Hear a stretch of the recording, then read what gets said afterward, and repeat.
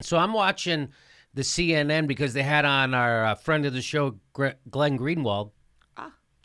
But I don't know if you could tell how nervous I was the whole time I was talking to him.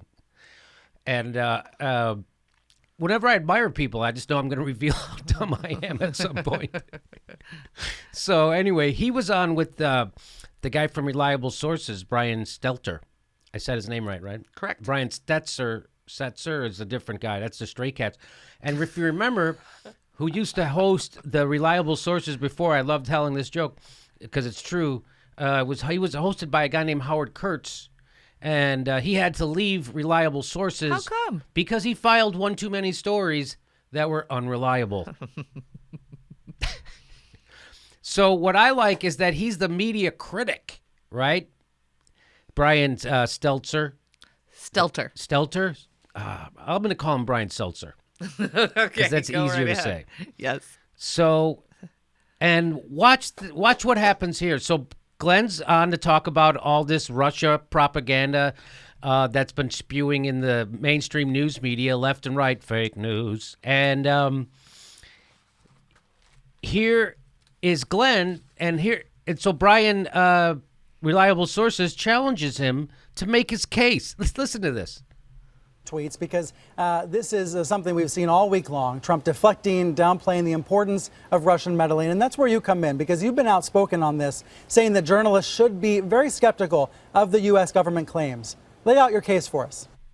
First of all, I love the fact that he goes, now you've been very outspoken on this, saying journalists should verify their claim. Like, that's journalism 101. Now, you've been very outspoken about journalism 101.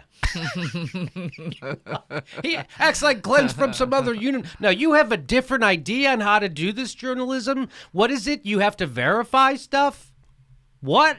You mean you just don't run to press to the microphone with rumor? Come on, concocted inside the CIA? So this is amazing, right? That's kind of amazing that he's asking. I want to play that again. Tweets, because this is something we've seen all week long. Trump deflecting, downplaying the importance of Russian meddling. And that's where you come in, because you've been outspoken on this, saying that journalists should be very skeptical of the U.S. government claims. That's where you come in. He says, a guy who works for a news organization, he says, that's where you come in. And you say, now let me get this straight, Glenn. You say that journalists should be skeptical of the government? Well, push me over with a feather. That's what he just said. This is hilarious. Sixth graders know better than this. This is fun. And by the way, I don't think Brian Seltzer is a bad guy. I just think that nobody in news journalism on television does their job. They work for corporations. That's all. Okay, here we go. Lay out your case for us. So I think everybody would agree that it's certainly plausible that this is something that Russia might have done. I certainly wouldn't put it past them. It wouldn't shock me if it turns out that they did. This is the sort of thing Russia and the U.S. have done to other countries and to one another for many decades, including over the last 10 years. So nobody would say Russia didn't do it or that it would be shocking if they did. But there's a lesson, a really critical lesson that I thought we had learned back in August 1964 when the U.S. Senate stood up and authorized Lyndon Johnson to escalate the war in Vietnam with 2 dissenting votes based on the intelligence community's claims about what happened in the Gulf of Tonkin that turned out to be totally false. And the same lesson in 2002 when a group of bipartisan senators assured the nation that the intelligence community convinced them that Saddam had weapons of mass destruction and was in an alliance with al-Qaeda. And the same lesson we learned in 2013 when just months before the Snowden reporting, James Clapper, President Obama's top national security official, lied to the faces of the country when he said that he wants to assure everybody that the NSA doesn't collect data on millions of Americans, and that is we don't just blindly and uncritically accept the claims of the intelligence community, especially provocative claims about a foreign adversary, without seeing convincing evidence presented by them that those claims are true, and we absolutely have not seen that in this case.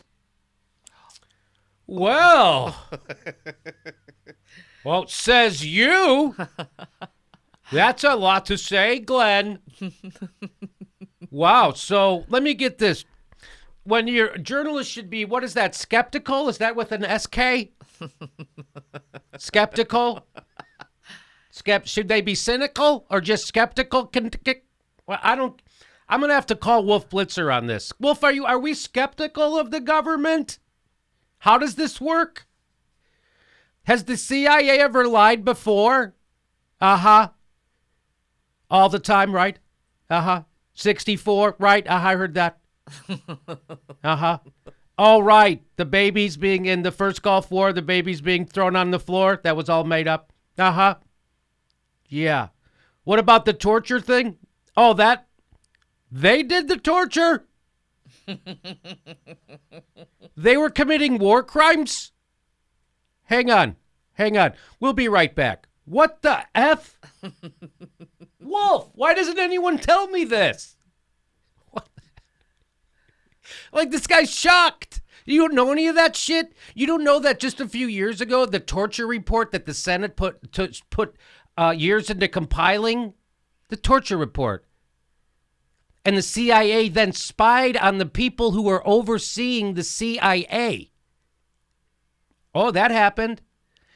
And the torture report, which Barack Obama has sealed, so we can't see it, meaning we can't learn the mistakes we made torturing people with the CIA. CIA anal raped innocent people. CIA anal force feedings. Do I need to keep saying anal? That's what they do. That's what they did. They're lying war criminals. That's why they're the CIA. They invented Al-Qaeda. They invented ISIS. They're training and arming al-Nusra. Son of a...